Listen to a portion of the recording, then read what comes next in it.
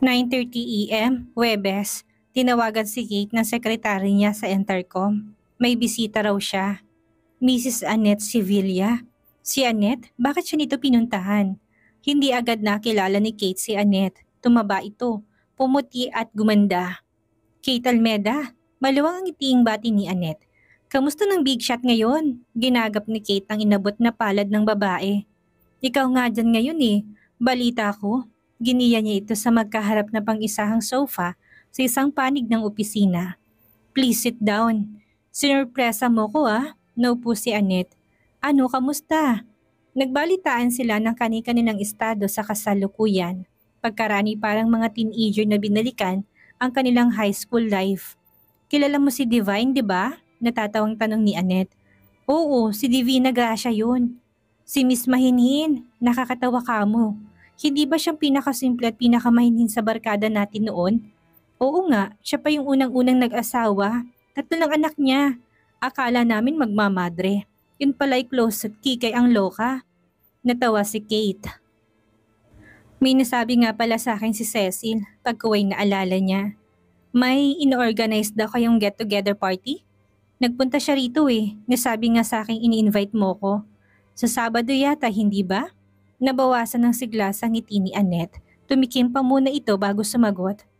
Sa totoo lang Kate, ayokong ma-spoil ang excitement ng pagkikita nating ito. Imagine, after 7 long years, ilan tayo ulit nagkita? Parang may ibig kang sabihin, pati anod niya. Tumikim ulit si Annette. It's really about Cecil and you and your wife, Myla. Pinagtakayan ni Kate. Alam mong asawa ko si Myla? Tumango si Annette. Si Cecil mismo nagsabi sa akin, nalito si Kate. Pero ang sabi niya hindi mo alam. Kasama sa plano niya magsinungaling sa'yo, Kate. Tumiim ang tingin ng lalaki. Plano? Anong plano? Alam mong best friends kami, nagko-confide sa isa't isa hanggang ngayon. Nai-confide niya sa akin na binabalak niya. Mind you, hindi nga ako makapaniwala na may isip niya yon. Much more na magagawa niya. Dahil masyadong drastic ang posibleng maging kahinatnan. Kunot noong umiling-iling pa si Annette. Anong plano ni Annette? Git ni Kate. Napalunok ang dating kaklase. She wants to win you back, Kate. Determinado siyang agawin ka kay Myla sa anumang paraan. Katulad ng binabalak niyang pang-aakit sa'yo. Wala ka bang napansin sa kanya na magkita kayo? Sumirit sa isip ni Kate ang modernang ayos ni Cecil. Saka lang niya na-realize ang motibo sa likod ng pagbabagong image nito. Marahan siyang tumango. Malaki ang paniniwala niyang mahal mo pa rin siya, Kate, pero gusto raw niyang magsiguro. Baka raw hindi ka niya makumbinsi sa salita lang. Sa paliwanag, mas magiging epektibo kung maaakit ka sa kanya. Sa kaparaan ng hindi ka makakatanggi. I tried very hard na pagpaliwanagan siya. Patuloy ni Annette nang hindi umimik si Kate. Inexplain ko sa kanya ang posibleng maging outcome ng gagawin niya. Sabi ko, magtagumpay man siya, papaano naman si Myla? Kawawa naman siya. Nagalit pa nga siya sa akin eh. Kanina raw ba ako kampe, sa kanya o kay Myla? Saka lang niya inamin Kate ang kagustuhan niya makapagiganti kay Myla. Kaya raw niya binabalak ang ganun. Hindi raw niya makakalimutan ang ginawa ni Myla. Hindi raw siya matatahimik hanggat hindi siya nakakaganti. Naningkit ang mga mata ni Kate, kaya pati ako'y kakasangkapanin niya. Mahinang pagkakasabi ni Kate pero mariin. Ikinabahala yun ni Annette, lalo na ngang makita niya ang pagdilim ng mukha ng lalaki. Pagmamahal na rin sa'yo ang isa pang dahilan, Kate. Marahang umiling si Kate. Kung pagmamahal man Annette, pagmamahal na makasarili. Ang nasaktang damdamin lang niya ang dahilan. Makapagiganti lang siya, wala na siyang isinasaalang-alang pang iba. Hindi ko naisip kailanman na may ganyang bahagi ang pagkatao niya. Kate! Naalertong nasabi ni Annette. Sarkastikong ngiti ni Kate. Don't worry Annette, kung iniisip mo may gagawin akong masama, you're wrong. Umiling si Kate. Wala. Pagkuway, tumiim na muli ang tingin niya kay Annette. Pero bakit mo to'y pinagtatapat sa akin? Best friend mo siya. You're not supposed to reveal your secrets to anybody else. Hindi ba? Lalo na yung pinagtapat mong yan. Huminga ng malalim si Annette. Kahit pa best friend ko si Cecil, I find it very hard to tolerate something na alam kong hindi tama. Hindi lang sa mata ng tao, kundi lalong-lalo na sa mata ng Diyos. Ganun palang pag inuusig ko ng budi mo, wala kang peace of mind. Umiling si Annette. Sa party, bala kanyang akitin hanggang sa may mangyari sa inyo. Actually, ginawa na niya, Annette, sa bahay nila. Nung Lunes na inihatid ko siya sa kanila. Napamata si Annette. Katulad mo na konsensya rin ako, kaya hindi ako natukso. Nagkangitian sila. Ang problema ko nito, baka malaman niya ako mismo nagsabi sa'yo. Don't worry, hindi niya malalaman. May naisip na akong paraan para hindi makapunta sa party. Natawa si Kate. Magsasakit-sakitan lang ako. Pwede na sigurong excuse yun, hindi ba? Baka hindi siya maniwala. Makahulugan ng titig ni Kate. Kapag kinompronta niya ako na lang bahala. Hindi ka na ma-involve. Anong sasabihin mo sa kanya? Lumuwang ang ngiti ni Kate. Simple lang, sasabihin kong na-realize ko na wala na pala akong gusto sa kanya. Ang bilis naman yatang nawala. Sa totoo lang, nakakalimot na ako gradually. And last Monday, parang nakumpirma ko na sa sarili kong wala na nga. Lunes ng umaga, 9:45. Hindi na ikinabigla ni Connie ang pagragasang paglapit ng isang babae sa mesa niya. Good morning. Formal na bati nito. Nasa office ba niya si Mr. Almeda? I'm sorry ma'am, Mr. Almeda is out of an appointment. Ganun ang pinagbilin sa kanya ng boss niya. Sino ho sila? Nahihinigan niya ni Connie kung sino ang kaharap niyang babae. Ako si Cecil Buenafe. Anong oras siya babalik? Sinasabi ko na nga ba sa loob ni Connie? Wala hong sinabi pero may pinagbilin hong ibigay ko sa inyo kung darating kayo. Kumunot ang noon ni Cecil. Isang sulat ang kinuha ni Connie sa drawer at inabot kay Cecil. Hindi nawawalang kunot sa noong kinuha yun ni Cecil. Pagkaraang tingnan ng matalim si Connie, tumalikod na ito't walang lingon-likod na lumakad paalis. Gusto nang tawagan ni Connie ang boss niya sa intercom, sabihing, "Boss, mukhang mataray ang sinabi mong expected visitor mo." Sa labas ng gusali, binasa ni Cecil ang sulat ni Kate. Sa'yo, nagtiim ang bagang ng babae. Sa'yo, ganun na lang ba ngayon ang address sa kanya ni Kate? I'm sorry kung na-disappoint kita last Saturday, pero ganun na sigurong dapat na mangyari. Nauna na lang ang pagtango kong pupunta sa'yo. So sinabi mong party kaysa sa pagkaraay pagsosoul search ko, sawari gusto mong mangyari. Nasabi ko mang mahal pa rin kita at hindi ko mahal si Myla. Mas dala na lang siguro yun ang sama pa rin ng loob ko sa ginawa ni Myla, kaysa sa talagang nararamdaman ko. I'm sorry Cecil, pero hindi ko magagawang gusto mong mangyari. Ang hiwalayan si Myla at tayong magsama. I just can't. Nasabi ko rin nga kahit mahal pa rin siguro kita. May takot ako sa Diyos. Katulad din ng alam kong gayon din ang takot mo. Ibig kong isipin na nadadala ka lang ng emosyon kaya mo yun nasabi. Tumaas ang isang kilay ni Cecil. Hindi ba, niyaya kita noon na magtanan tayo, magpakalayo-layo, doon sa hindi tayo masusundan. Pero anong sinabi mo? Sinabi mong hindi tama ang gusto kong mangyari. Na hindi maitutuwid ng isa pang pagkakamali ang pagkakamaling nagawa ni Myla. Natigilan si Cecil.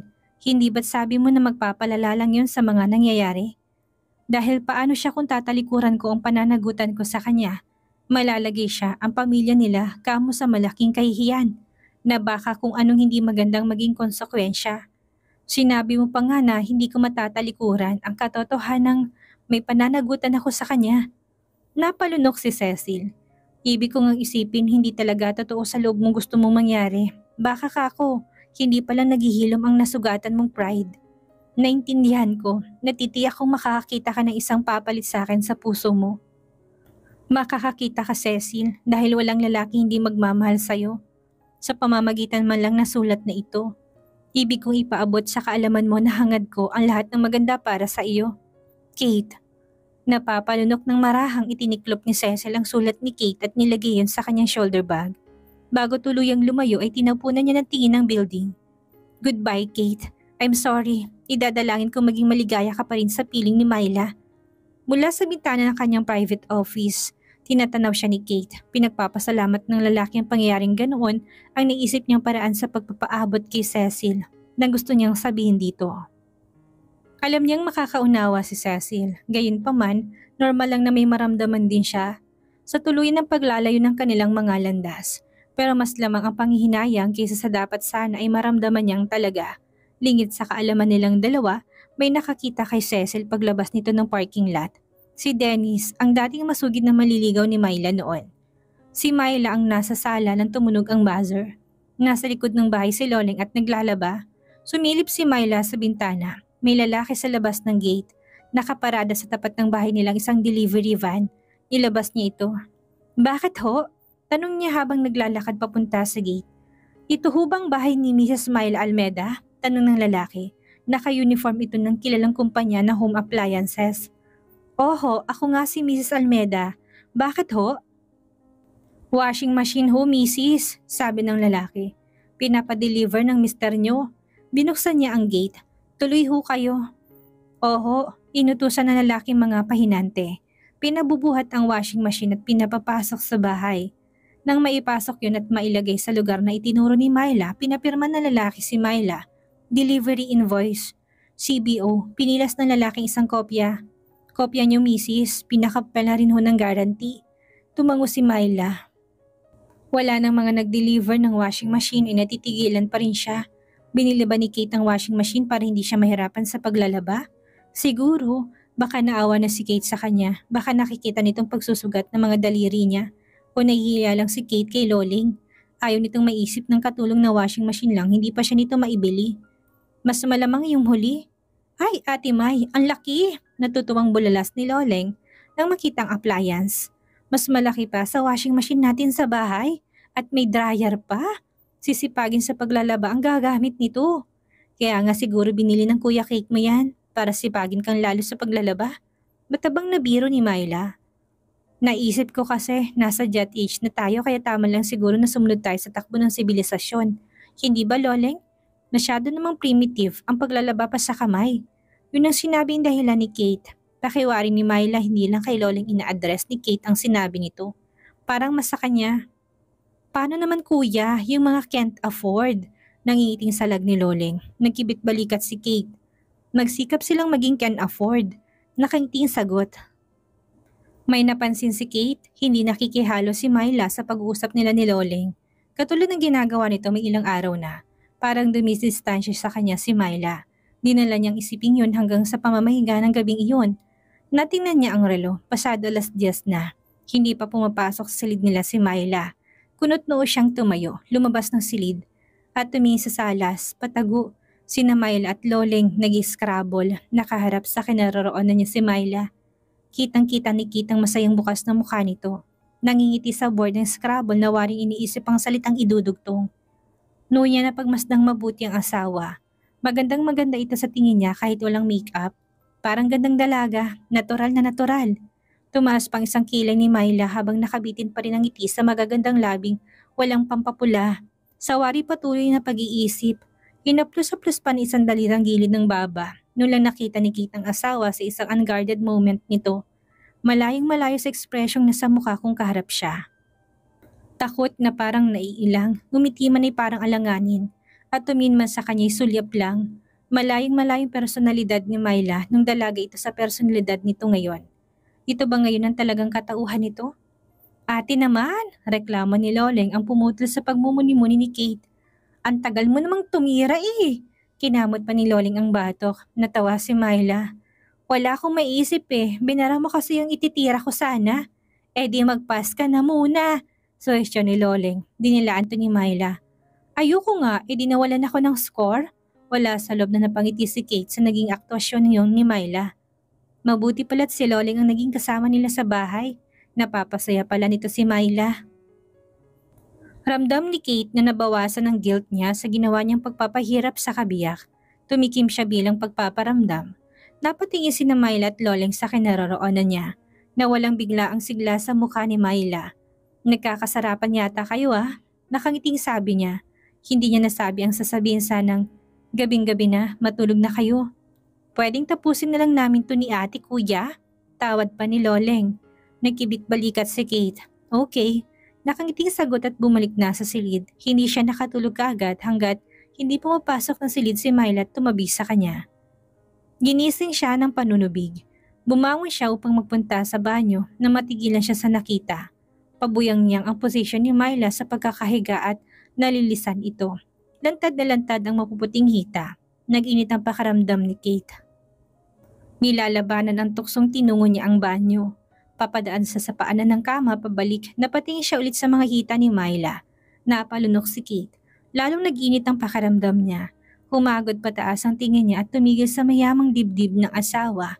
Ilang saglit din tumutok doon, nakatagilid ito sa pagkakahiga at sa ganong posisyon ay nakaluloy ang ukab na leeg ng suot nitong negligee kaya nasisipat ni Kate ang itaas na bahagi ng malulusog na dibdib ng asawa.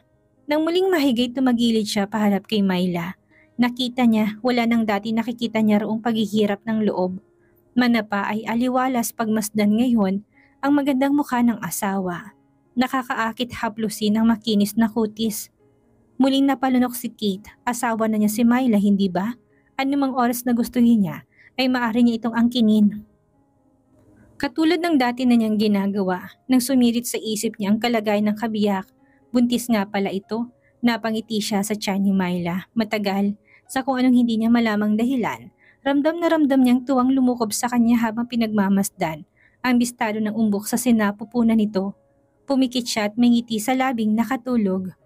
Alam niya, araw ngayon na pagpapacheck up ni Myla. First Saturday of the month, ramdam na ramdam ni Kate na gusto niya itong samahan. Kung bakit tinatalo siya ng hiya, ng pride. Narinig niya nagbibilin si Myla sa lulutuin ni Loleng sa pananghalian nila. Tutuloy na ako, paalam nito sa kanya. Hindi napilit ang ngiti niya nang tumango. Pagkaalis ni Myla ay nagbihis siya. Loleng, may pupuntahan lang ako, paalam niya dito. Baka daanan ko ng ate Myla mo sa klinik. Napamata si Loleng. Oo kuya. Sabi ko sabay ng marahang pagtango. Ang talagang pinuntahan niya ay ang pribadong klinika ng obstetrician gynecologist na tumitingin kay Myla. Alam na niyang sasabihin sa asawa. Sasabihin niyang concerned din siya sa pagbubuntis nito na mahal na rin niya ito. Pababa na siya ng kotse nang matigilan siya sa nakitang lalaki. Nasa tapat mismo ng klinikang kotse nito, si Dennis. Ang alam niyang dating masugid na manliligaw ni Myla noon. Natigilan si Kate, coincidence lang o may sumuot na hindi maganda sa isip ni Kate, minabuti niya magmanman, inilayo niya ang kotse. Sa distansyang hindi kaagad makikita ni naman kina Dennis at Myla. Kinakabahan siyang naghintay, hindi pa man ay kung ano-ano nang naisip niya, nagkataon nga lang kayang pagkakita niyang ito, kay Dennis na klinikang ito. Kakilala ba ni Dennis ang doktora? May kinukonsulta rin kaya ito? Pero bakit ito lang? Bakit hindi kasamang asawa kung may asawa na ito? O binata pa rin ito hanggang ngayon dahil hindi pa rin malimutan si Myla. Naghihintay sa pagkakataong makatsyempo upang muling buksan ang ihuhulog na pag-ibig. Pati tuloy pagdistansya ni Myla sa kanya lately ay naiugnay niya sa insidenteng yun. Hindi ba dapat kabaliktaran ang gawin ni Myla? Ang maging malapit sa kanya sa kabila ng kalamigan niya. Anong ibig sabihin ng pagdistansyang iyon ni Myla? Hindi na rin nababakas ang sakit ng loob sa mukha nito. Manapay maaliwalas ng mukha ni Myla ngayon. May sigla, natitiyak niyang hindi siya ang nagbibigay ng kasiglahang iyon sa babae. Posibleng si Loleng. Pero si Loleng nga lang kaya? Napatingin siya sa klinika, bakit nga nanditong lalaking ito?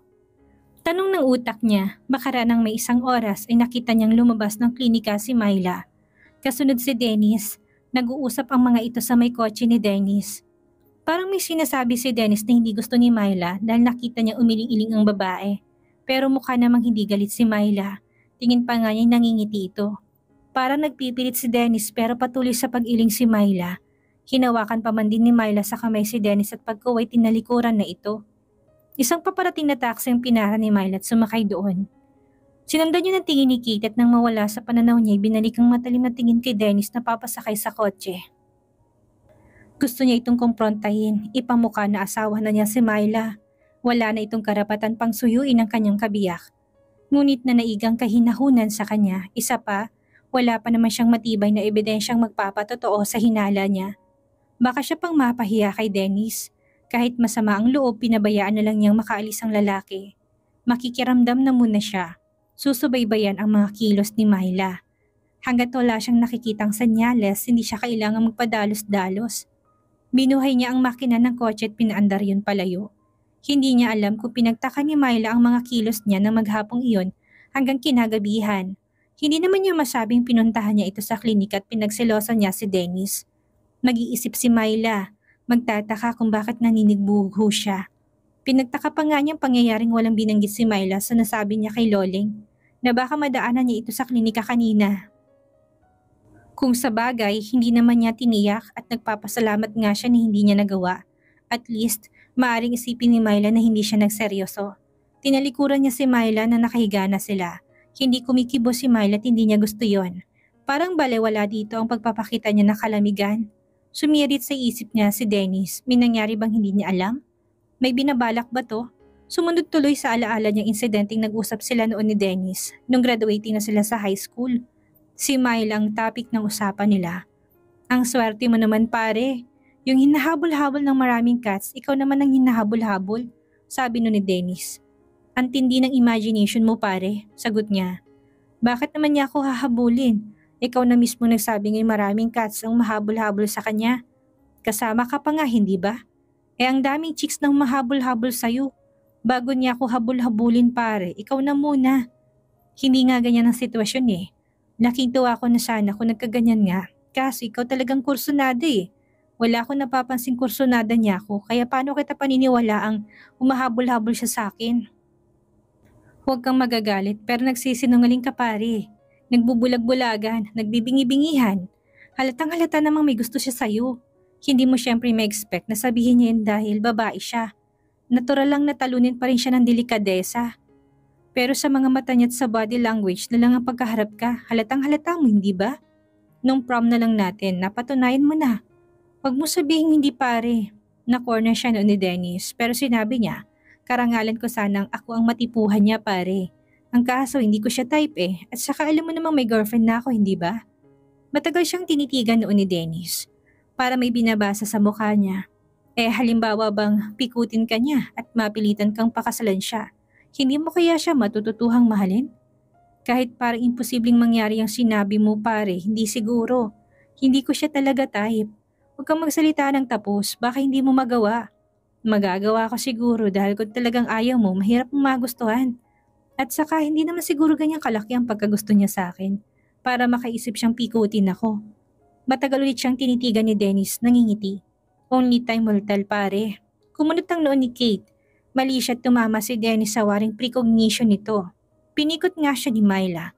At ang sinabi niya kay Dennis na pikutin man siya ni Myla ay hindi niya ito matututuhang mahalin. Tama ulit ang lalaki. Hindi nga siya dapat nagsalita ng tapos. Tinawagan siya ni Connie sa intercom. Sir, phone call ho para sa inyo. Thank you, Connie. Dinampot niyang extension. Hello? Kate Almeda? Lalaki hindi mabusesan ni Kate. Yes, who's on the line please?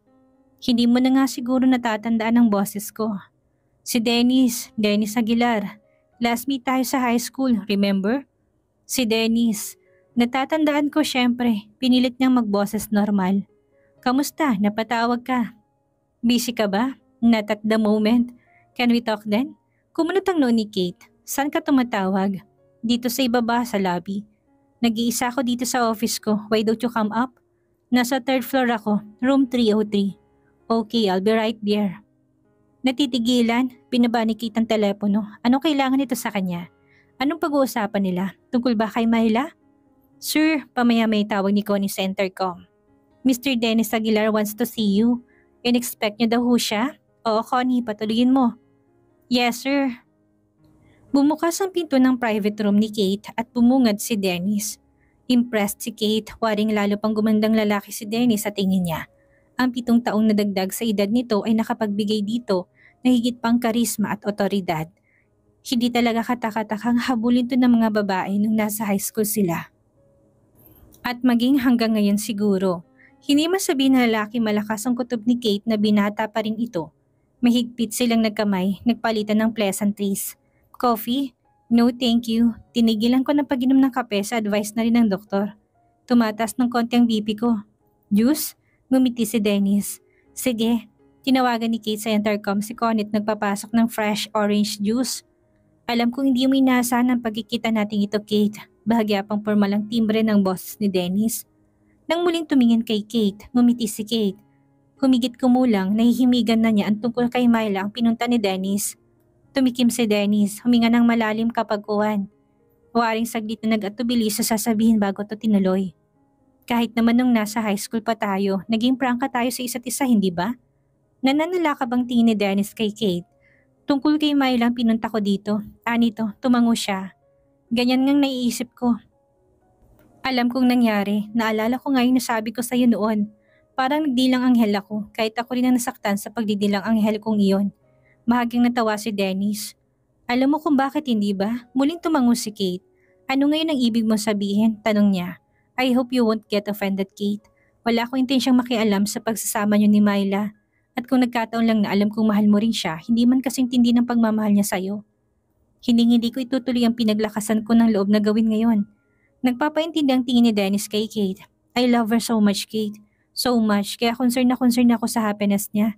Nabigo man ako, ang matiyak ko lang na magiging maligaya siya sa piling mo ay konsolasyon ko na. Alam ko kasing hindi mo siya mahal, hindi ba? Natatandaan ko pang sinabi mo noon.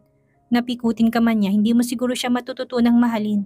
Sabi mo pa nga yata kung talagang ayaw mo, hindi mo magugustuhan. Tumikim ulit si Dennis. Lingid sa kaalaman niyo, lihim ko kayong sinusubaybayan. At nalaman ko hindi masasabing magandang trato mo sa kanya. Pero inintindi ko yon, Kate, dahil alam kong hindi mo siya mahal. Pinikot ka lang niya kaya napilitan kang pakasalan siya. Pero talagang mahal ka ni Myla, Kate. Napatunayan ko ulit eh. Minsan hindi sinasadyang magkita kami sa klinik na pinagkukonsultahan pala niya sa kasin ko yung doktora. Sinubukan kong salakabin ng damdamin niya.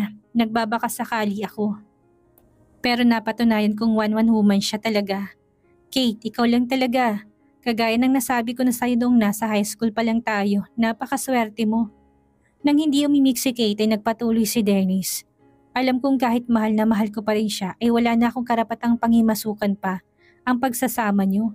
Pero hindi ko siguro matotolerate, Kate. Ay ang kasong may ibang babae yatang involved. Napamata si Kate sa harap, kunot noo. Nang ibig mo sabihin, nakita kong galing dito si Cecil isang araw. Sumirit sa isip ni Kate nang pinuntahan siya ni Cecil para konfrontahin sa hindi niya pagsipot sa party ni Annette. Naipagkamali ni Dennis na may lihim na relasyong namamagitan sa kanila ni Cecil. Huwag mo naman siyang ganyanin, Kate. Kawawa naman siya. Yung pahirapan mo siya sa isip at katawan, pwede pa siguro niyang matiis dahil sa pagmamahal niya sa'yo. Pero humigit pa doon. Ang insultuhin mong pagkababae niya, sobrang napasakit yan sa kanya, pare. Nakatitig pa si Kate kay Dennis. Yun bang sadya ni Dennis ang concern nitong pinagtaktaksilan niya si Myla? Ang akala pa naman niya, bigla-bigla, na walang pag-alala niya sabihin ng takot niyang ipinagtapat ni Dennis na may namagitan sa kanila ni Myla at ang balak nitong hingin mula sa kanyang asawa. Yaman din lang at sa paniniwala na hindi naman niya mahal ang babae. Naisip niyang maaaring sabihin sa kanya ni Dennis kung sakaling ipagtapat niya dito ang totoo niyang damdamin kay Myla. Baka tawagin siya nitong ipokrito, sinungaling. Ngunit siguro pagsabihan man siya ni Dennis ng ganun ngayon, hindi siya magagalit. Tatanggapin niya ng maluwag sa kanyang kalooban. Bakit hindi naman lubusang madidiktahan ng puso? Sa umpisa siguro oo, pero kalaunan imposible. Sumungo sa labi ni Kate ang relief ng ngiti. Nakakaunawan tingin niya kay Dennis na taka, pakuwari at question niyang yon. Kailanman hindi mangyaring suspecha mong niyang pare, sabi niya.